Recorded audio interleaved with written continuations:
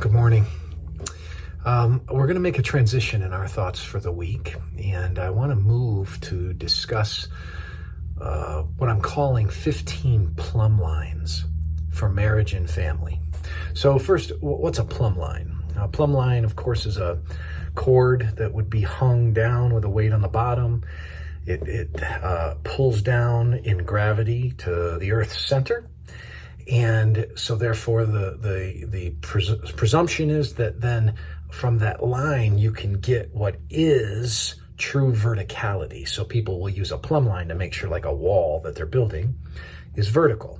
So it becomes a kind of litmus test in a way, a kind of measuring standard for what is vertical, keeping things in line. So here at Lifeline, we have what we call plumb lines for our staff. In fact, we have a plaque. It looks like this. There are 14 of them that are on here for our staff at the church, and they are kind of the things that keep us vertical. And what I mean by that is if we have a question, if we have things about our character as a staff or things about decisions we need to make, these 14 statements, plumb lines, serve to keep us right in line where we should be. So we use them as kind of guides, if you will.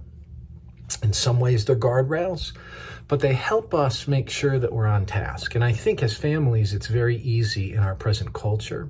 It's also easy with all the complexities of family relationships. It's super easy with the shifts that take place in family. I mean, your family looks one way rather, when you're married, it's just the two of you and your kids are little. It looks different if you're single and you're relating to siblings. It looks different if your kids are older. It looks different if you're a grandparent connecting with adult kids who have kids. It looks different if you're connecting with older children who don't have children. There's just so many wrinkles. It's different with the shifts that happen within extended family and how that impacts your family. And so a lot of times in family life and marital life, we're just wrestling and turning over and over and over again how we can best happen to those relationships. And so I just want to offer these 15 as some thoughts on helping make sure that we stay in line, we stay sort of true, as it were, vertical in regard to how we should be in marriage and family as a key contributor to marital and familial health. And so what we're going to do is we're going to take one each week. So you can imagine it's going to be a few months, and we're going to do this through a lot of the fall and maybe even on into the early winter, and think about these 15 plumb lines. And so what I want to do is give you the first plumb line. And here's the first plumb line that I think will help you in marriage and family. Here's the phrase. They're going to be phrases, short sentences maybe, or thoughts, just something you could jot down. Here it is. Fight for contentment. Fight for contentment. It's really crucial that you're the kind of person who can fight for contentment. I have over here the rare jewel of Christian contentment. You can see it's torn up on the bottom. It's because it's got a lot of use over the years. This is my favorite book that I have ever read outside of the Bible itself in terms of what's fed my soul the most. Jeremiah Burroughs, Puritan. And I'm going to share a couple of quotes from this in a moment. But it's hard to stay contented. We have to really have our foot on the gas of contentment. Family shifts and changes. Sometimes we find ourselves in seasons where we can look back at a previous season with nostalgia, a sense of longing, maybe a sense of regret. We can look to the future, getting anxious about maybe financial planning and retirement and other things. And it becomes really easy in the present to become discontented with our present situation. Likely, you have a certain ideal. If you're a parent with young children, for example, you have an ideal of what you want those kids to not look like in terms physically, but what you'd like them to be, what you'd like them to do, what you'd like them to pursue. And I hate to break this to you, but they're probably not going to look like that. And that's for their good, by the way, that they're probably not. They aren't just going to fit the preformed mold. And if you try to press them into that mold, a lot of friction emerges because oftentimes God's doing something with the story of our kids that's different than what we're doing, and we can become discontented along that way. The same is the case for marriage. If we're trying to form this person into the kind of person that we want them to be or what we want them to look like, we'll find that as we try to press that shape, it molds difficult. It feels manipulative. Do you know why? Well, it feels that way in part because it is manipulative. And so we have to recognize that contentment is something we fight. Let me show you this in the book of Job. In Job chapter 20, Zophar, one of Job's three friends, is advising him. And he makes a really true statement. He's observing some things about the godless. And as he lists a bunch of things about the godless, he says this about them. This is Job 20, verse 20. Because he knew no contentment in his belly, the godless person knows no contentment in his belly, he will not let anything in which he delights escape him. In other words, he goes after whatever he delights because he knows no contentment in his belly. He's never satisfied. He never says, "Oh, that's great. I'm okay in this situation. I'm okay in this situation." You know, Paul spoke to this in Philippians chapter 4. He said in verse 11 and 12, and then I also read 13 because I think it's important for this. Not that I'm speaking of being in need, for I have learned in whatever situation I am to be content. Be content.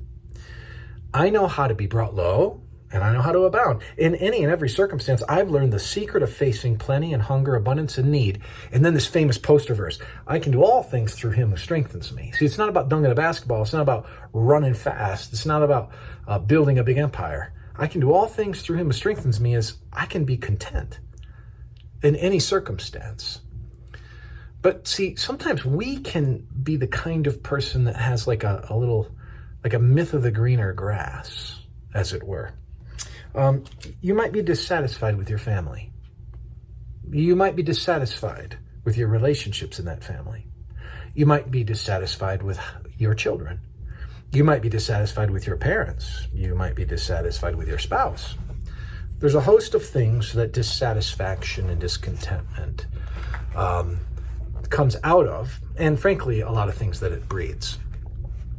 Burroughs speaks to some of this. And I want to read a little bit of a lengthy section, and I'm just going to ask you to bear with me almost in a devotional reading for just a moment.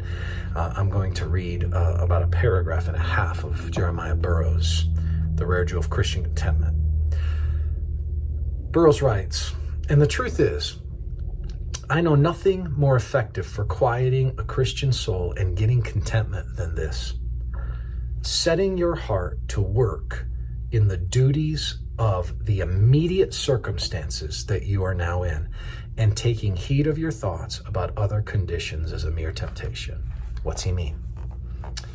He means that I think the most effective thing to quiet you, I think the most effective thing to get you in a frame of soul where you will be contented is to not look outwards and say, "Boy, I'd like that better. Boy, look at her. Look at him. Boy, look at those kids. Look at that family. Look at that money. Look at that retirement. Look at that car. Look at that house. Look at the way they do things." Instead, it's look at where you are and focus what it means for you to be content in your immediate circumstances, irrespective of what he defines as the temptation. We call it the myth of the greener grass, but the temptation to pull something else and go, "Well, it'd be a lot better if we had that." He goes on, "I cannot better compare the folly of those men and women who think they will get contentment by musing about other circumstances than to the way of children. Perhaps they have climbed a hill and look a good way off and see another hill, and they think that if they were on the top of that, they would be able to touch the clouds with their fingers. But when they are on the top of that hill, alas, They are as far from the clouds as they were before. So it is with many who think, if I were in such circumstances, then I should have contentment. And perhaps they get into those circumstances and they are as far from contentment as before. But then they think that if they were in other circumstances, they would be contented. But when they've gotten into those circumstances, they are still as far from contentment as before. You're just chasing it, chasing it, chasing it. No. Let me consider what is the duty of my present circumstances, writes Burroughs. And content my heart with this and say, well, though I am in a low position, yet I am serving the counsels of God in those circumstances where I am. It is the counsel of God that's brought me into these circumstances that I'm in, and I desire to serve the counsel of God in these circumstances. In other words, focus on your present situation and master contentment there, because God in his wise counsel has you there. So, the first plumb line in family life is don't look and long for someone else's family life. Don't long for someone else's marriage. Don't take your disquietude and your discontentment and project it out. Instead, look and learn to be content right where you are. That's the necessary soul work for you. Fight for contentment. May the Lord bless you today.